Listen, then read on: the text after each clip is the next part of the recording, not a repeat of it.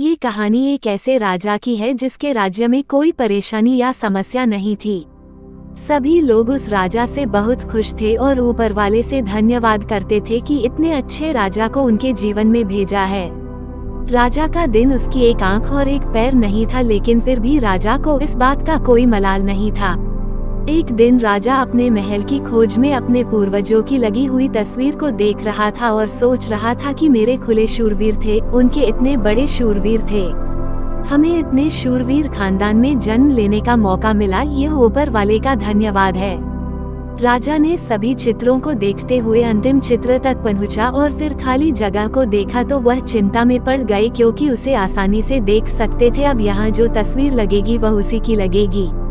लेकिन राजा को इस बात की चिंता नहीं थी कि मर जाएगी, चिंता इस बात की थी कि वहाँ जो पेंटिंग लगेगी वो जैसी लगेगी।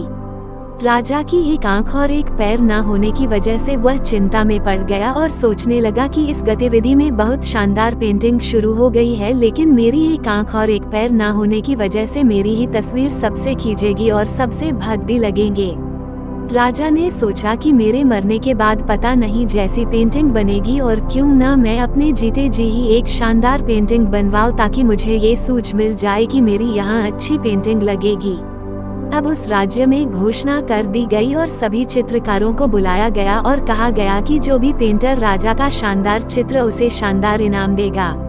अब सभी पेंटर स्टेज में आए और उन पेंटर को पता था कि अगर शानदार पेंटिंग बनती तो शानदार इनाम तो मिलेगा, लेकिन जिस राजा का एक आंख नहीं है, एक पैर नहीं है, उसका शानदार पेंटिंग कैसे बनता है। पेंटर सोच रहे थे कि इनाम का तो पता नहीं, लेकिन अगर शानदार पेंटिंग बनी और राजा क्रोधित हो गए तो सजा मिलेगी, इसलिए बड़े बड़े चित्रकार भी आगे नहीं आते। तभी उसी से एक लड़का बोला, राजा साहब मैं आपकी पेंटिंग बनाना चाहता हूँ, मुझे 24 घंटे का वक्त देना। अब सभी बड़े बड़े पेंटर हैरान हो गए कि ये लड़का क्या पेंटिंग बनाता है, और अगर राजा की पेंटिंग पसंद नहीं आई तो उसे सजा जरूर मिलेगी। राजा बोला ठीक है, तुम बना कर आइए। अगले दिन वह लड़के की तस्वीर दिखाते हुए था और दरबार पूरी तरह से भर चुका था। लोग दूर दूर से ये देखने के लिए आए थे कि वह लड़का कैसा पेंटिंग बनाकर रहता था। अब लड़का जब उस राजा की पेंटिंग बनाकर लाता है तो लोग अचंभित हो जाते हैं कि सभी लोग जोर जोर से तालियां पर ध्यान देने लगते हैं, और जब राजा ने उस पेंटिंग को देखा तो वह खुश हो गया और बोला कि वाह, इससे अच्छा चित्र तो इस पुख्ता सोच में नहीं है कि राजा ने उस लड़के को बहुत सारा इनाम दिया।